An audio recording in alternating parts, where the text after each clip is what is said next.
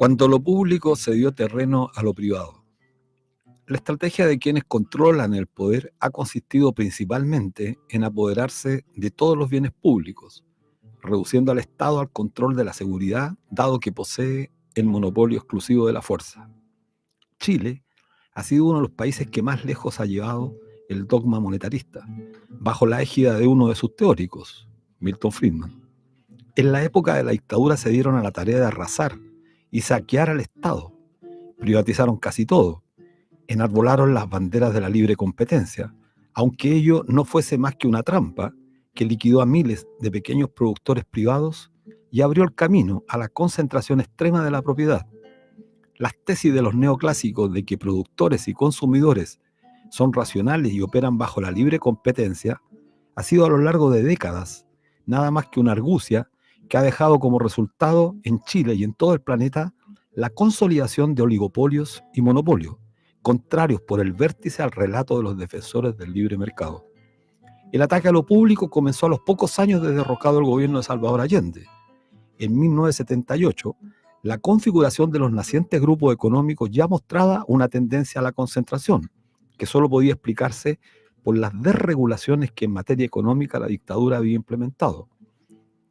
En efecto, uno de los ideólogos del modelo chileno, Sergio de Castro, que fuera ministro de Economía entre 1974 y 1976 y de Hacienda entre 1976 y 1982, impulsó una serie de medidas tendientes a liberalizar el movimiento de capitales, facilitando la inversión del capital en todo el proceso privatizador de las empresas estatales. El Estado debía mantenerse ajeno a la economía. Había que llevar adelante, como diera lugar, el dogma neoclásico de que las personas buscan en sus relaciones maximizar su utilidad.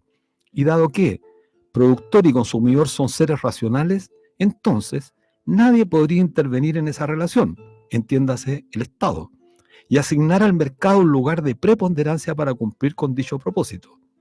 Al poco andar, la realidad mostró que el mercado no es más que una idealización. En 1978, a 5 años de instalada la dictadura, los nacientes grupos económicos mostraban cómo se apoderaban de las empresas del país.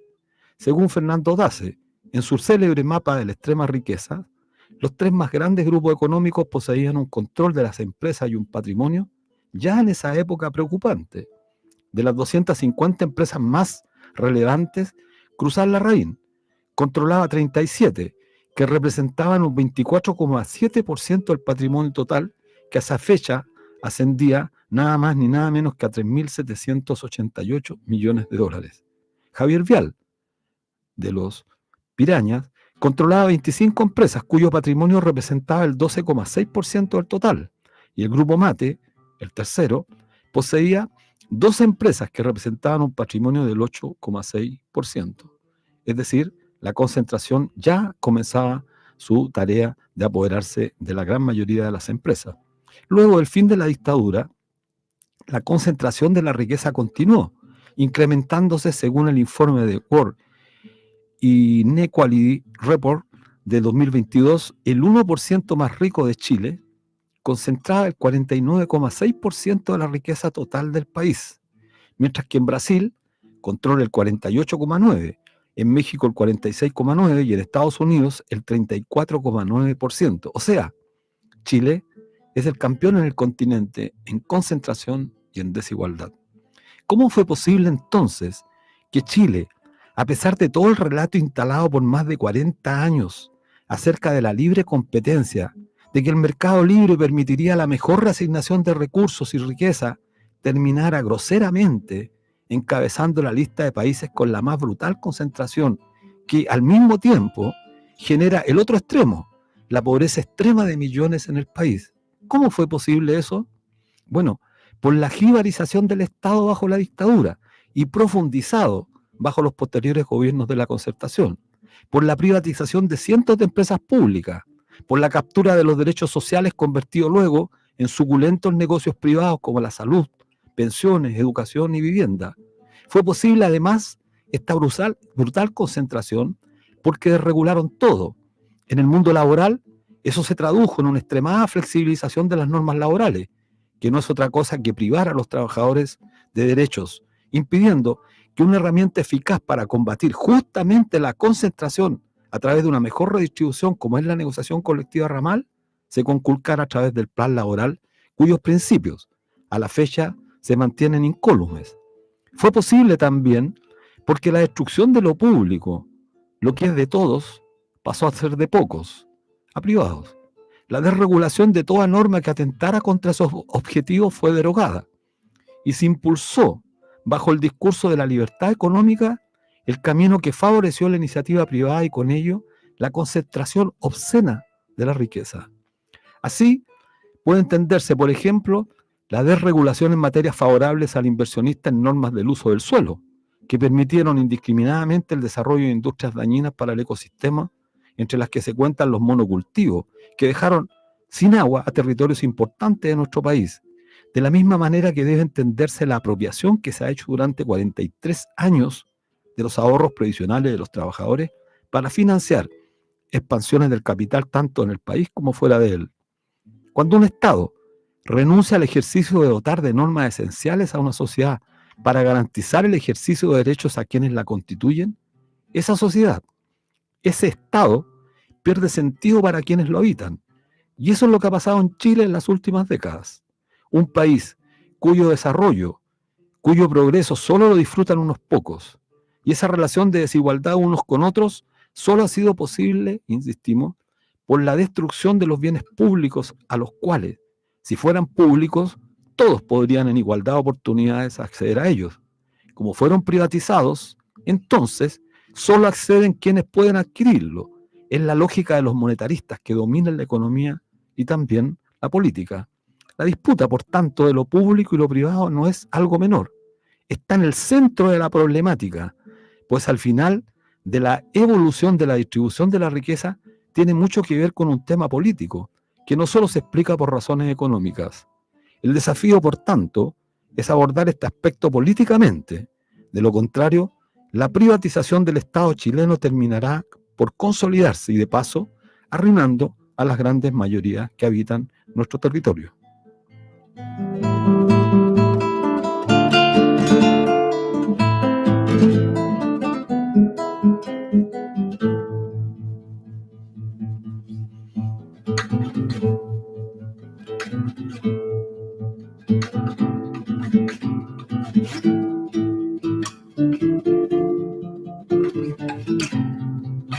Hola amigos, amigas, bienvenidas y bienvenidos a un nuevo capítulo de Debate Social. Soy Luis Mesina, estamos en el 102.5 del dial FM de Radio Universidad de Chile y en su señal online y por streaming a través de YouTube por canal Punto Social. Saludamos a quienes hacen posible esta transmisión, a Ana Muga en la dirección, a Javier Márquez en la difusión en redes y a Patricio Núñez en los controles. Bueno, esta semana ha sido una semana bastante lluviosa. Y hay un viejo refrán que señala que cuando llueve, no todos se mojan. O cuando llueve, unos se mojan más que otros. Y hay unos que salen absolutamente secos, que no se mojan. Según cifras oficiales, el sistema frontal que acaba de pasar dejó más de 7.500 personas damnificadas, 600 albergadas y 647 personas aisladas. Estos datos son los oficiales, por supuesto que hay mucho más que esos.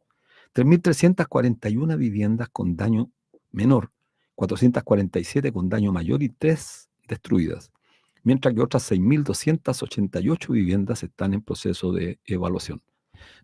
Como se apreciará, estos datos, que por supuesto hay que decirlo una y otra vez, no son los datos reales, porque los datos oficiales, por supuesto, se demoran en cuantificar a todos los damnificados, y porque además siempre hay intereses políticos por tratar de ocultar la verdadera cifra que afecta a miles y miles de compatriotas. Por ejemplo, los damnificados de este temporal se suman a los damnificados de los incendios en Viña del Mar. Y es absolutamente prudente, pertinente preguntarle a nuestros auditores de Radio Universidad de Chile, ¿quién se acuerda de los damnificados de Viña del Mar? Los que aún se encuentran sobreviviendo en forma deficitaria. A 2 meses del mega incendio de Viña del Mar, sí, a 2 meses, que afectó también a Quilpué y a Villa Alemana, y que dejó un saldo de 135 personas fallecidas, según cifras oficiales, más de 8.000 viviendas destruidas, Las familias damnificadas acusan abandono y lentitud en los procesos de reconstrucción. Por eso cuando llueve, no todos se mojan, y cuando llueve, la gran mayoría de los sectores populares, de los sectores que no han tenido la posibilidad de participar de esta riqueza que se genera en nuestro país, son los que sufren las consecuencias de la desigualdad, de la pobreza, que desgraciadamente afecta a muchos en nuestro país. Bueno, pasando a otro tema, nos parece relevante, vamos a tener un invitado con el que esperamos abordar varios temas de importancia y que están en la coyuntura, pero no podemos dejar de referirnos a un tema que es tremendamente importante, que tiene que ver con el debate previsional en nuestro país.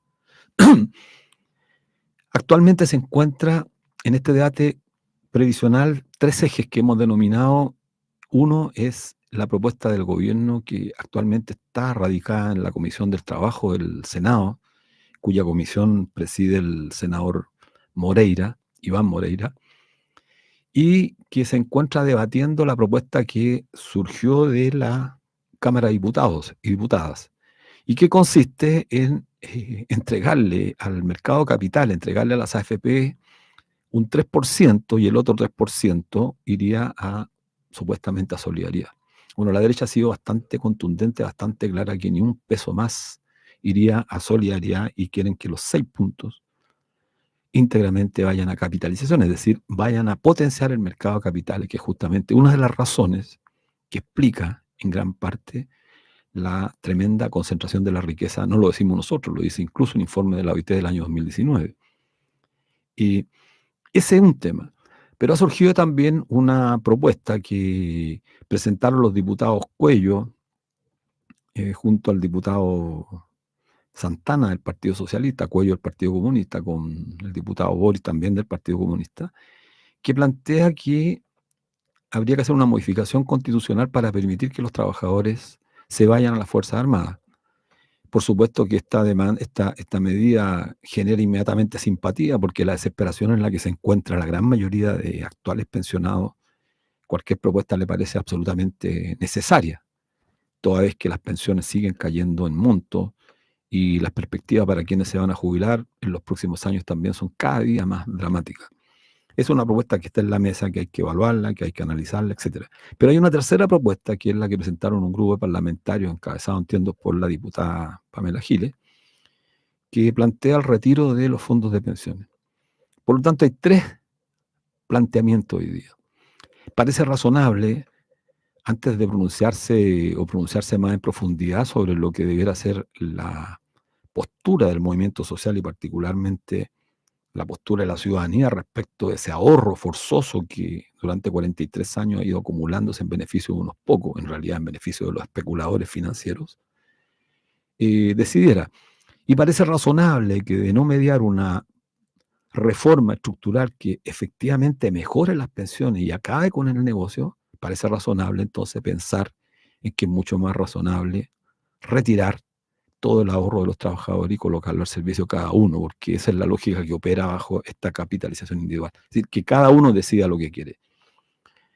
Es complejo el tema. Bueno, vamos a un corte musical. Volvemos a Debate Social. Estamos en el 102.5 del dial FM de Radio Universidad de Chile, la radio que piensa, en su señal online y por streaming a través de YouTube en canal Punto Social. Hoy estamos con Germán Correa Díaz, quien fuera ministro de Transporte y Telecomunicaciones bajo el gobierno de don Patricio Elwin, y por un breve periodo ministro del Interior bajo el gobierno de Eduardo Frei Ruiz-Tagle. También presidió el Partido Socialista entre 1992 y 1994, partido al que renunció a comienzos del año 2020. Profesionalmente, Germán es sociólogo de la Universidad de Chile, académico, e hizo estudio de doctorado en la misma carrera en la Universidad de California en Berkeley, Estados Unidos. Entre 2002 y 2003 fue coordinador general del naciente Plan de Transporte Urbano de Santiago por encargo del presidente Ricardo Lagos. Muy importante en esa época. En las elecciones del domingo pasado, y entremos en materia, Germán. Bienvenido primero. Ok, muchas gracias. ¿Cómo estás? Gusto saludarte. Ya, mira, entremos en materia, Germán, a propósito de tu experiencia. En la elección del domingo pasado del Parlamento Europeo se dio un fuerte giro hacia la derecha.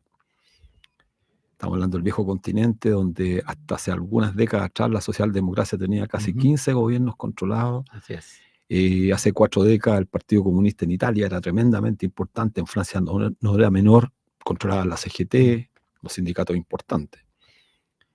Y sobre las razones del aumento del apoyo a las ideas derechistas en estos países y particularmente en el Parlamento Europeo, que en Francia implicó que Macron llamara a anticipar las elecciones. Sí. Y el surgimiento de Marine Le Pen, que efectivamente se ha ayornado un poco, sí, no está tan brutal como su padre. Sí.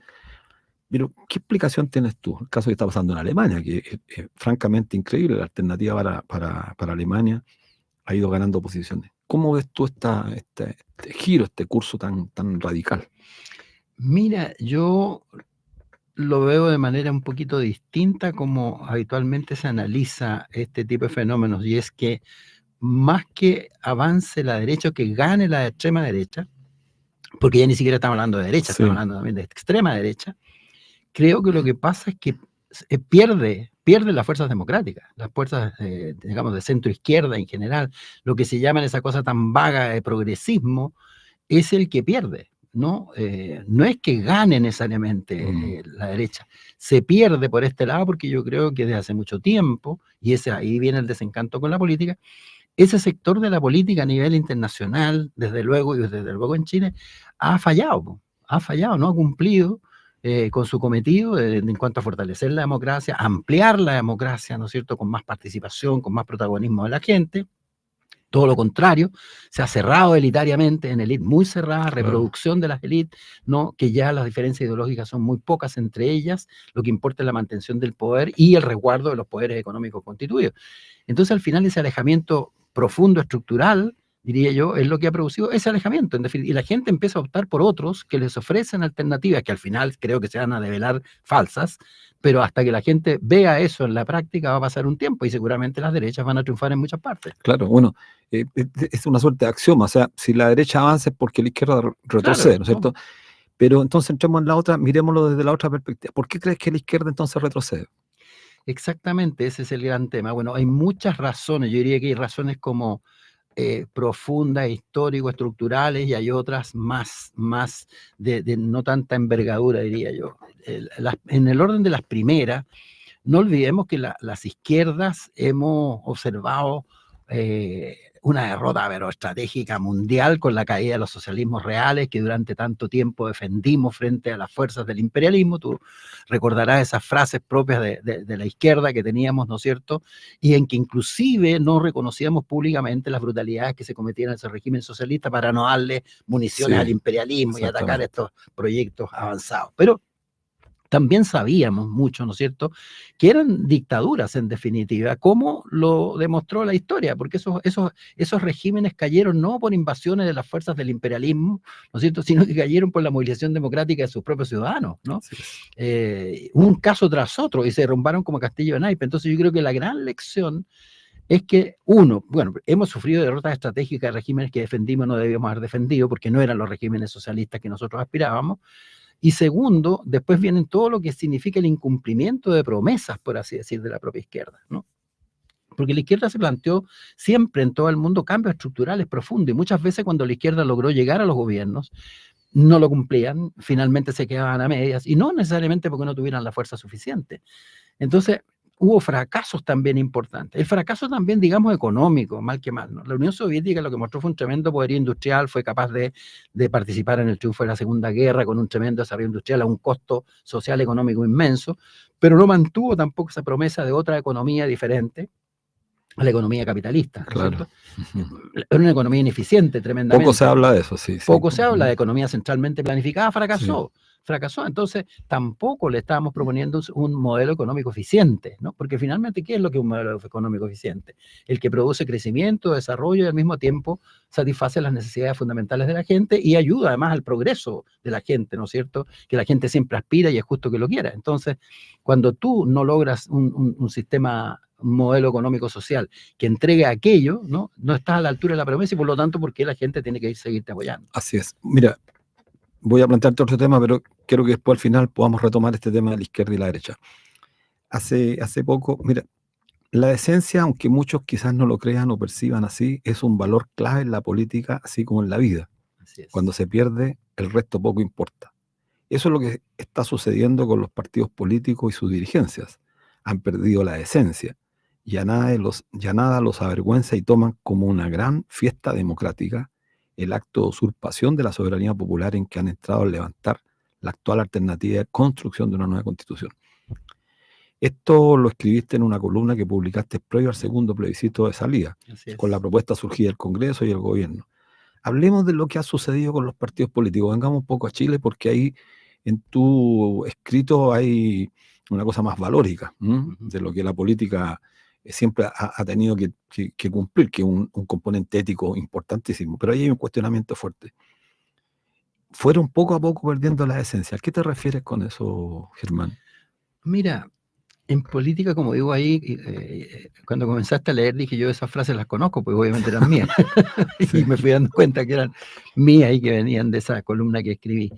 Mira, precisamente, ¿no? Yo siempre recuerdo, incluso a mis estudiantes les digo, mire, el macartismo, la famosa comisión del Senado de los Estados Unidos anticomunista, el senador McCarthy que persiguió a muchísima gente. ¿Cuándo comienza su declive? McCarthy, en realidad, comienza en una de estas audiencias cuando uno de los entrevistados y prácticamente condenados por McCarthy le responde eso, le dice, senador, le dice, ¿acaso usted ha perdido toda decencia? Y lo repite, ¿no? Le dice, ¿acaso, senador, usted ha perdido toda decencia? Y McCarthy se queda sin argumento. No es capaz de argumentar. Él podía dar el argumento anticomunista, pero no podía argumentar frente a un reclamo que creo yo es fundamental en política, la decencia, ¿no? Entonces, creo que eso se ha perdido, ¿no? Y tenemos mucha caradurismo que predomina, la desfachatez para hacer promesas que se sabe que no se van a cumplir. Sí, y no se tiene en cuenta una cuestión fundamental en política también, que es la credibilidad. Yo a mis estudiantes, ¿no es cierto?, les digo siempre, mira, el éxito en política, el 70% tiene que ver con que te crean, tu credibilidad, y el 30% con que lo hagas bien. Pero para tener credibilidad, la credibilidad se construye, y se construye en el día a día y en la conducta consecuente que tú tengas en materias importantes, medianas y pequeñas, en todo orden de materias. Y cuando eso se pierde, y eso se ha perdido en política, simplemente pasa lo que está sucediendo. Bueno, en otra columna de marzo de este año, planteaste sentir vergüenza por los dichos de la actual presidenta del Partido Socialista, donde se manifestaba contraria a la decisión del presidente Boric de impedir que Israel participara en las FIDAE este año. Antaño, y esto es relevante para nuestros auditores de la Radio Universidad de Chile, antaño se decía, y creo que ese es uno de los, entre otros tantos problemas que tiene la decadencia de la política hoy día, es la falta de vinculación con la historia también, ¿no? Así es. Que lo vivimos, nosotros particularmente hicimos un programa especial aquí, lo vivimos en el 50º de la muerte de Salvador Allende, que se trató más de buscar los aspectos secundarios, accesorios, pero el fundamento de la política, aunque fuera controvertido, no se abordó, o sea, generar debate político. Y antaño se decía que el Partido Socialista y el Partido Comunista eran los dos partidos de la clase obrera, la clase trabajadora. El Partido Socialista tuvo un frente trabajador. Así es. No hablemos del PC por el momento, pero es evidente que el Partido Socialista ya no es ese partido del Frente de Trabajadores. ¿Qué le pasó al Partido Socialista, según tú, que fuiste su presidente en un momento importante? ¿En qué momento cambió el rumbo? Y antes, señalarte lo siguiente. Salvador Allende, en sus discursos, que son discursos que, hay que decirlo, no hay ningún político después de Allende que pueda enarbolar el contenido, la oratoria de Salvador Allende. Pero siempre terminaba sus alocuciones haciendo mención a los trabajadores. Así es. En todo su discurso siempre está presente la palabra trabajador. Eso está olvidado hoy día. Los socialistas tú lo escuchas. Bueno, la presidenta actual es increíble. ¿Qué pasó? ¿Cuándo se perdió el rumbo del Partido Socialista? Yo creo que fue un proceso. Fue un proceso que, diría yo, comienza en realidad, tiene sus raíces bastante, diría yo, incluso en el periodo de la Unidad Popular. El comportamiento. Por ahí lo ubico ya. Sí, yo lo ubico desde ahí. Porque todos estos son procesos. Nada ocurre de un día para otro, en ninguna cosa. No, siempre tú quieres tú a las raíces, de dónde surgen. Y yo creo que esto comenzó, ese deterioro, con la actitud bastante poco responsable que el Partido Socialista como tal, su dirigencia de la época, tuvo frente al gobierno de Salvador Allende. Fue uno de los grandes problemas de la conducción de Salvador Allende, ¿no? Con estos sectores ultristas, con su secretario general Carlos Altamirano encabezando el ultrismo, que solo fue, ¿no?, complicando la conducción del proceso de Salvador Allende, que quería un ritmo más lento, que quería un ritmo más acompasado, de acuerdo con la realidad de una correlación de fuerzas que no favorecía al gobierno, que fue mejorando mientras el gobierno de la Unidad Popular iba avanzando. Recordemos que la elección parlamentaria última la UP obtuvo 10 puntos más de votación avanzó, que había tenido en la claro. elección presidencial. Entonces, era un proceso, estaba creciendo, ¿no? Y Salvador Allende tenía que conducir ese proceso, ¿no?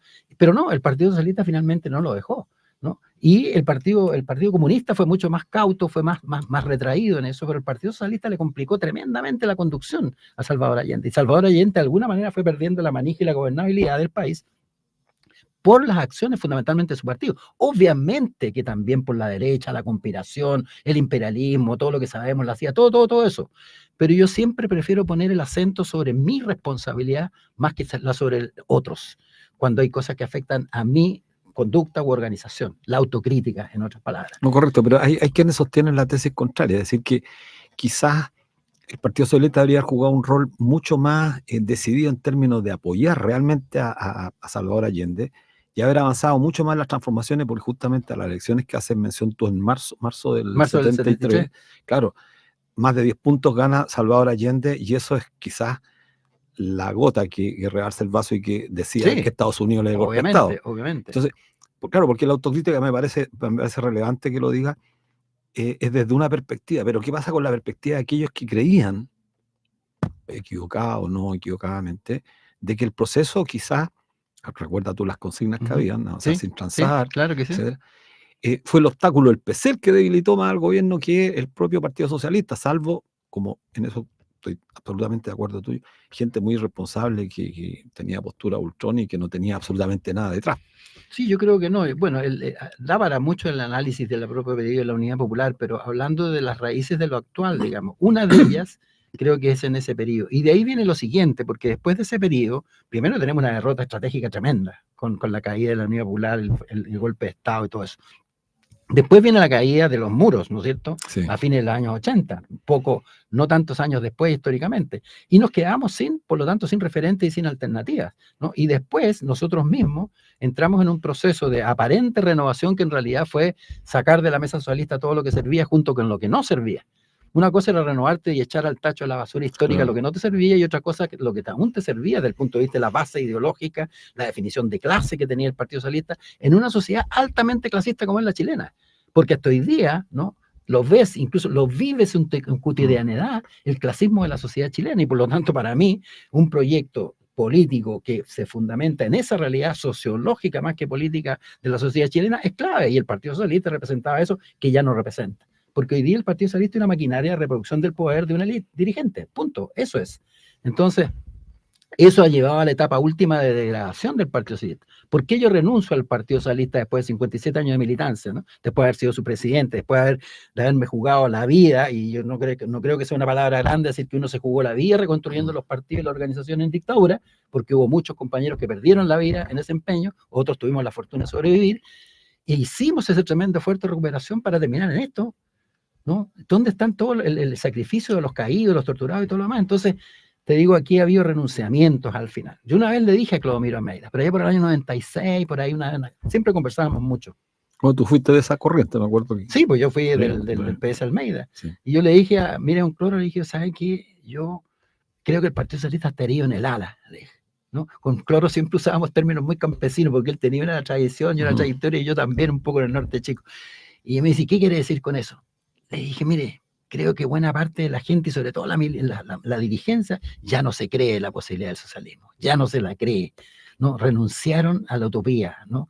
Y van a actuar en consonancia, ¿no? Más que nada administrar el poder que hoy día tenemos, que era estar en la concertación, que en realidad hacer algo con el poder en función de lo que nos interesa. Qué bueno que lo dice eso, porque no puedo dejar de preguntarte, ¿tú te sigues sintiendo un hombre de izquierda?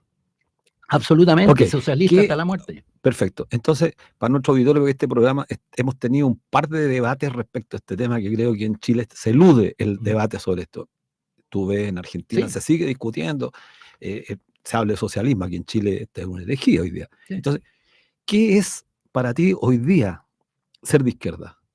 Mira, ser de izquierda es tan simple y claro como siempre fue: alinearse con los que menos tienen, con los que son explotados, con los que son engañados, con los que son sobrepasados y son aplastados permanentemente. ¿Cuál fue la principal grito que se planteó en el estallido social, que ya nadie menciona porque se transformó en algo maligno?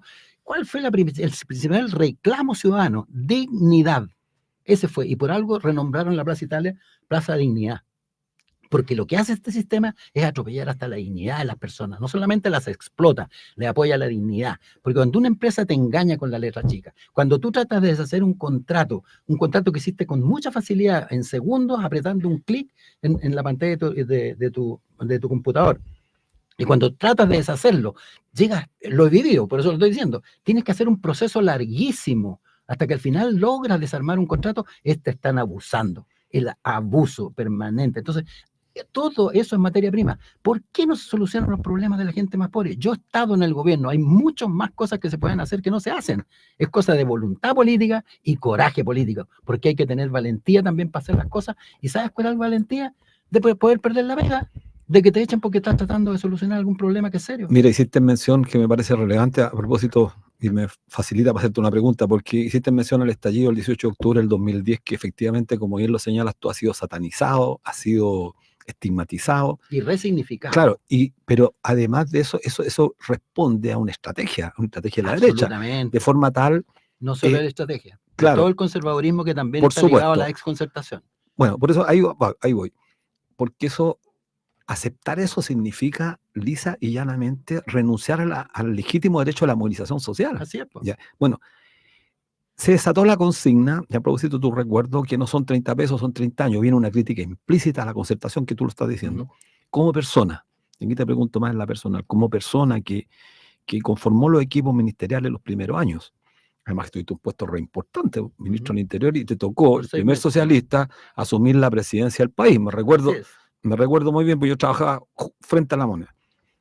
¿Cómo evalúan lo realizado? O sea, la autocrítica también que tiene la izquierda, la izquierda que tiene que hacer una autocrítica, no estemos hablando de la izquierda esta transformadora.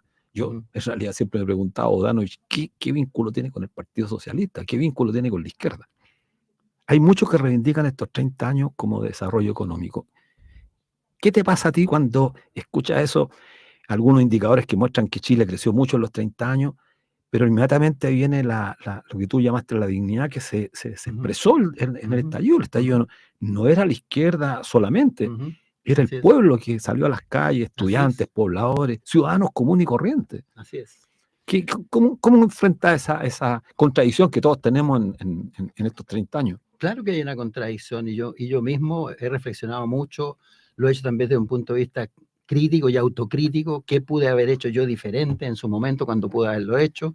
¿No? Y sin tratar de refugiarme en el hecho de que hechos reales de mi relación con la concertación. Muy poca gente sabe, por ejemplo, que de los 20 años de gobierno de la concertación, yo solo estuve 11 años, 7 años estuve totalmente fuera de la concertación, desde que fui ministro del Interior hasta el año 2002. Que Lago me convocó para la cosa de transporte, ¿no? Estuve, y cuando digo fuera total, no tuve pituto, no tuve contratos paralelos, no tuve dieta, no tuve una embajada, nada. Yo me dediqué de nuevo, como toda mi vida, he vivido de mis consultorías internacionales, con Naciones Unidas, Banco Mundial, siempre esa ha sido mi principal fuente de sustento. Entonces yo volví a la consultoría 100%. Ahora, sin embargo, ¿no? Obviamente que hago una autocrítica, pero también un análisis de lo que pasó con la concertación, porque de alguna manera yo también viví ese proceso, y en los debates que teníamos en el gabinete de Elwin, por ejemplo, muy distintos a los debates que se fueron dando después. ¿Recuerdas tú que hubo un momento del debate entre los autoflagelantes y los autocomplacientes en la concertación, cuando ya había gente que decíamos, mire, no es esto lo que nosotros queríamos? No es esto lo que nosotros en un contexto queríamos. distinto, además, porque cuando se trata de comparar lo que se puede hacer hoy día respecto a lo que se pudo hacer los primeros 4 años con Pinochet vivo, con movimientos de enlace, difícil. Claro. Yo a todo el mundo le digo, mira, nadie se da cuenta de lo difícil y precario que fue el gobierno de Elwin, que lo fue. Lo que pasa es que hacia afuera dábamos una imagen de mayor estabilidad y fuerza que la que teníamos, porque era sustantivo, digamos, para poder consolidar la democracia y poder enfrentar al propio Pinochet. Entonces, fue un periodo muy complejo y difícil, pero uno no le puede seguir echando la culpa al empedrado, ¿no es cierto? Y tiene que analizarse uno mismo. La concertación fue cambiando en el camino, también sufrió su proceso, de una coalición donde realmente era crítica del modelo neoliberal, hasta una concertación en que su dirigencia se fue haciendo parte del modelo, y haciendo parte activa, siendo directorio de las empresas, de los grandes grupos económicos, de los bancos, de las grandes empresas. Es decir, dirigentes de mi propio partido, el Partido Socialista, pasaron a ser ellos mismos, ¿no?, empresarios de grandes empresas que después vendieron en millones de dólares. Es decir, cuando se hicieron parte del modelo, pero parte activa receptiva, gozante, digamos, del modelo, ahí el carácter de la concertación empezó a cambiar, desde luego. Y desde ese momento, las fuerzas que estábamos más por el cambio, fuimos simplemente siendo aisladas y Me acuerdo muy bien porque me recuerdo, yo ya era dirigente sindical y en los 90, bueno, antes de los 90, Cieplan, tú te acordarás, con Fogler, Cortázar, Arellano. Nosotros trabajábamos con Arellano porque la bancaria estaba Ricardo Almazábal en ese tiempo. Y había una crítica muy fuerte, por ejemplo, a la privatización de los derechos sociales, a las AFP, a la ISAPRE, encabezados por Fogler, Arellano y Cortázar. Y cuando llega ministro del Trabajo Cortázar, bueno, lo primero que hacen, empiezan a tomar distancia a las posturas y a validar el modelo privatizado de derechos sociales. Y importante, interesante para la historia también, porque tú has sido un personaje no menor y como decía, bueno, en este país falta mucho colocar en el debate a los actores, a los protagonistas reales y abrir el debate, que sea un debate, yo diría, intenso respecto a lo que pasa. Y por eso por eso es muy importante tu presencia acá. ¿Cómo empieza a agudizarse el conflicto de los sectores? Como hay sectores que empiezan a ser capturados por el modelo, renuncian a sus convicciones. Y aquí viene la segunda pregunta que quiero hacerte. ¿Cuán profundas eran las convicciones? Porque, por ejemplo, yo me recuerdo bien un debate que tuvimos en el 90, 91 con Óscar Guillermo Garretón, cuando estaba, creo, en la Telefónica o en el Metro, no recuerdo bien, en uno de los dos. Y ya había un claro abandono de las ideas socialistas. Absolutamente. ¿Te acuerdas? Sí, claro. Entonces, los sectores que trataron de defender posiciones más históricas del PS se refugiaron, por ejemplo, en el tema, en el carácter autónomo del Partido Socialista, que no pertenecía a la socialdemocracia. Después vino una corriente que llegó al partido, claro, que lo llevó finalmente a la socialdemocracia y hoy día se llama socialista democrático. Claro, socialista democrático. Entonces eso no dice mucho con la historia del partido y rompe hasta con la tradición de Allende. Entonces, bueno, volviendo al tema que no quiero que se me escape por el tiempo, Germán. Te quería preguntar acerca de la cuenta pública. Sacarte un poco el tema que estamos, pero vayamos a eso porque el tiempo oro aquí nos quedan bien. Al presente. Entonces, vamos al presente, sí. Pero me comprometo con los auditores a tenerte en un programa que podamos discutir descarnadamente un análisis de los 34 o 40 años. Yo fascinado. Porque creo que eso es lo que falta en este país. Creo que hay que hacerlo. Y polemizar mucho más, y me parece relevante. Y cuestionarnos nosotros mismos lo que hicimos, lo que no hicimos. No, y perspectivar también, pero que yo creo que es importante plantear lo que señalaste esto. Bueno, sentirse profundamente de izquierda y socialista, no cualquiera lo dice en este país, porque declararse socialista implica tener una postura anticapitalista y imaginarse a lo menos un mundo que no solamente un mundo mejor, porque bueno, hasta Renovación Nacional te puede decir yo también estoy por un mundo mejor. No, se trata de la transformación social de la sociedad. Entonces te quiero llevar la cuenta pública. La cuenta pública, bueno, duró 2 horas 45 minutos, un poco más que la del año pasado. Una cuenta gigantesca que hay que tener paciencia para escucharla. Y lo relevante de la cuenta pública es que le puso urgencia al proyecto de ley sobre eutanasia y cuidados paliativos, que ingresará un proyecto de ley sobre aborto legal. Yo casi pensé que había escuchado mal. Y le dedicó prácticamente un par de minutos al tema, a su emblemática propuesta, que era el tema de pensión, acabar con la AFP. De eso se soslayó todo. ¿Qué te parece la cuenta pública? Mira, la cuenta primero es demasiado larga para una cuenta pública tan poco sustanciosa. No, exacto, poco sustancia. Porque, claro, es decir, y además que te digo, es un cuento de cómo uno define prioridades, ¿no? Si yo tuviera que plantearme ante una cuenta pública, uno lo que tiene que ir a la esencia del balance que hace del año que terminó y sobre todo, no dar el mayor tiempo a las directrices de lo que viene, ¿no? Porque lo que la gente necesita saber es para dónde vamos, en un país que uno ve estancado por todos lados, ¿no? Y cómo vamos a ir saliendo de la situación compleja en que estamos, ¿no? En un gobierno que además es súper débil en sí mismo y débil tampoco porque no tiene las mayorías parlamentarias necesarias. Entonces, muchas de las cosas que se las plantea un poco en el aire porque cuando esas cosas tienen que transformarse en proyectos de ley no se tienen los votos en el Congreso. Y porque además creo que no hay una evaluación política suficientemente cuidadosa de la oposición misma. Yo creo que la oposición tiene la decisión de no dejar pasar nada, de nada. Y no deja pasar nada, de nada. Y además que hay una situación económico, social y política del país que también está señalando un compás de espera. Es decir, cuando hay 32 mil millones de dólares que han salido de capitales del país al exterior. Claro. Primero, primero, impuestos internos que te aprieta, pero como diablo. Yo tengo un convenio para poder pagar mis impuestos, porque obviamente tengo menos ingresos que antes y no puedo pagar. Sin embargo, tenéis 32 mil millones de dólares que salieron libres de polvo y paja, sin pagar un centavo de impuestos. Y por lo tanto, yo tengo un impuesto interno absolutamente fracasado desde ese punto de vista, que a mí me traiciona desde el punto de vista ciudadano. Claro. Porque a mí me aprieta y a los que tienen billete no. Entonces, o bien, ya, llévense el dinero para afuera, pero paguen los impuestos en Chile, ¿no? Mucha de esa plata por lo demás viene de la evasión de impuestos, porque se calcula que la evasión son entre 8 mil y 9 mil millones de dólares.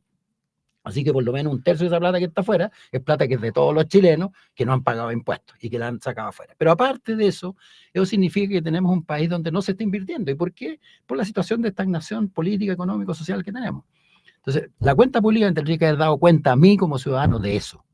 ¿Qué voy a hacer con eso? Porque eso me está afectando a mí, en mis oportunidades de trabajo, está parado todo. Yo estoy tratando de vender mi casa, que es lo único que tengo, ¿no? en la Florida de hace un año, y no he podido. Y veo que hay varias más que tampoco se venden, ¿no? Y en general hay un freno en la economía. Entonces, primero que me tiene que decir un gobierno a mí, ¿cómo veo este tema? Segundo, el tema de seguridad ciudadana sigue siendo un grave problema porque cada vez se va vinculando más con el crimen organizado y el narcotráfico. Y eso es gravísimo para la democracia. Sí, una última pregunta, Germán, estamos contra el tiempo ya.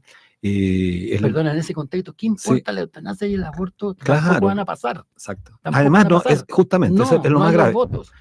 Además, plantearlo sabiendo que no tienes la posibilidad absolutamente ninguna de que pase. Claro, exacto. Mira, pero un tema importante que abordó, y terminamos con esto, abordó el tema de la corrupción, que me parece bien, condenar la corrupción, pero hay un tema que está vinculado a la prisión preventiva de Jado. No podía dejar de preguntártelo, porque algunos comentarios creo que tú has planteado. ¿Qué te parece la exagerada prisión preventiva que hay en Chile, que ya se está convirtiendo prácticamente en una política de los tribunales que condenan antes de tiempo, antes de hacerte el juicio?